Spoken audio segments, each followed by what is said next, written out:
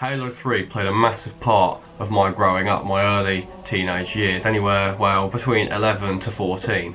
I remember going around to a friend's house for a family get-together, and our parents were downstairs chatting, eating, drinking, whatever, and we went upstairs because he had something to show me, and he'd got a brand new Xbox 360. And by this point I'd been used to PlayStation 2. I think I was playing like the Transformers game, Rayman series, Ratchet and Clank, Ford Racing, all of that sort of stuff. And we first started playing the opening mission of Halo 3 and I was just blown away by everything. The depth, the colours, the gameplay, these big open levels, which now you see they're quite linear and quite narrow, but for the time it looked huge to me. And I just remember thinking, oh my god, I gotta play this game. So let's jump forward. Played Halo 3 to death, Reach, both incredible games. And then Halo 4 and 5 come along. And I didn't enjoy them as much. Maybe it's because I was getting older, or maybe it's because it just wasn't as good, and I think it's the latter. So I'm going to be talking about what I want from the recently announced, I say recent, it was quite a while back, but let's do it anyway. Let's talk about what we want, or what I want, from Halo 6.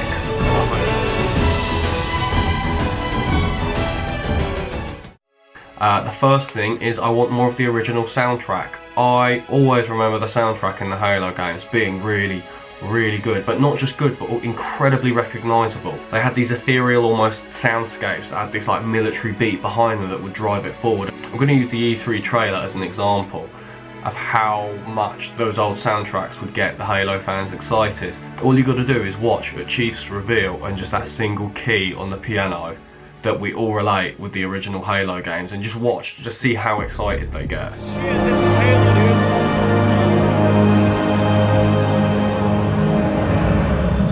dude. Yeah!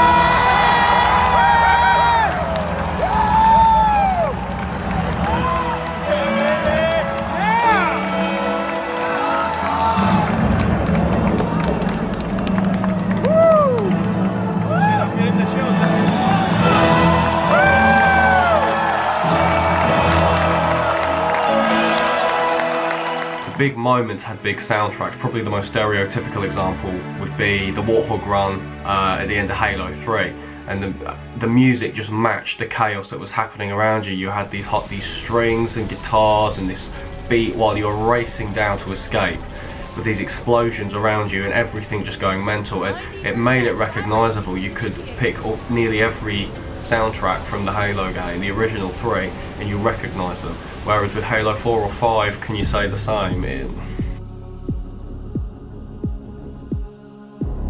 next thing I want from Halo Infinite is I want the Arbiter back, and I know that he was in Halo 5, but I mean I want him as a playable character like he was in Halo 2. Now he was part of Halo 3, but I really love the fact that in Halo 2 that he'd have his own missions and it was like this dual narrative between the Chief and Arbiter, and I think that's what made the game really, really interesting. I want to know what it's like him now being the leader of the elites. I want to know what happened to the Brutes, and I want to know who calls the shots for the Covenant. There's almost like this Covenant civil war that's only kind of touched upon in Halo 4 and 5. It's not even really spoken about. Who even leads this rogue Covenant now? Like, the Brutes just seem to disappear from the game completely. Are there any more prophets? Was that species? Are there only 3 of them? Like, once after those 3 died, was that it now? If we're going to prolong the games this further and have another sequel after Halo 3, I mean Halo 3 could have just ended there and it'd be the perfect end to the series. And okay, they said, right, let's keep it going. They brought in the Forerunners, which is a really interesting concept considering the Covenant worship them. And I found it just massively underwhelming. I mean, I remember when the Didact was revealed and he took his helmet off and I couldn't help but laugh. I mean, look at what's that on his head? He looks like an ice gem. He looks like a vampire ice gem. I just thought that the Forerunners were never a solid replacement for the Covenant. The Covenant had this wonderful politics about it, and you could see this instant hierarchy, whereas with the Didact it was just almost like this pretty two-dimensional, bland villain. Right, stemming off of that, less Prometheans, more Flood. Now I'm not saying get rid of the Prometheans, because they've now become a pretty integral part of the plot. You're not going to have Halo 6 without it. But I want to see the Flood return, because even though the ending of Halo 3 is monumentally catastrophic in terms of destruction. The Gravemind isn't. We don't know if he's dead. We don't know if the Gravemind died.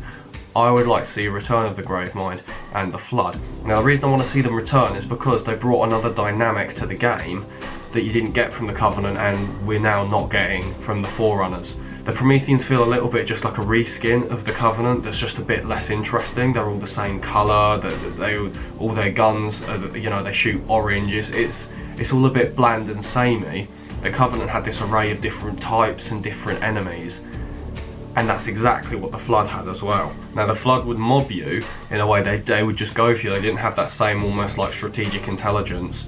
It would change the way you had to like tactically think about the level, because they didn't attack the same way as the Covenant, and especially when both were in the room at the same time, it made for a really, really interesting dynamic. Scarabs.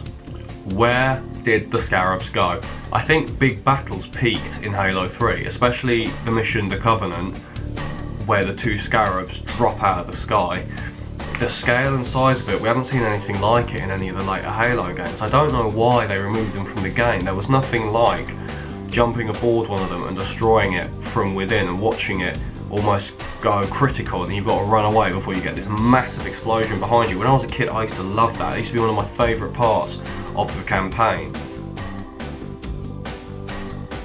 And finally, the Guardians plotline. Now this isn't something particularly that I want, because I haven't really enjoyed the plotline from the last few Halo games, but it's happening, we've got to go with it, and I think they've got to really emphasise how high the stakes are raised here. The scale and destruction of what these things can do, and it's a shame, because in Halo 5 I didn't really care, and you think of what you could do with these Guardians, and I want to see the stakes raised with the Arbiter and his people, all of the elites. I want to see the UNSC get worried and get involved. I want the stakes to be raised. I want to see how it's going to affect everything and everyone. We've got to see what happens with the Chief and Cortana. I think that plot needs wrapping up. I think the only way it can be wrapped up is with the Chief either killing Cortana or resetting her in some way. I don't know, but I think considering everything they've been through together, it needs to be it needs to be done right. I hope you enjoyed today's video, guys. A bit of a short one today, but I just thought I'm seeing lots of news pop up about Halo Infinite, and I thought I'd give my little 2 pence. I hope you guys can discern sort of what I'm saying. I just want it to be, in short, I want it to be a bit more like the original games. Now I know that you've got to have change with time, but it almost feels like the Halo games just feel like another generic sci-fi shooter now. I want it to go back to its roots. I want it to feel like an original Halo game. Please like and subscribe, and I'll see you later.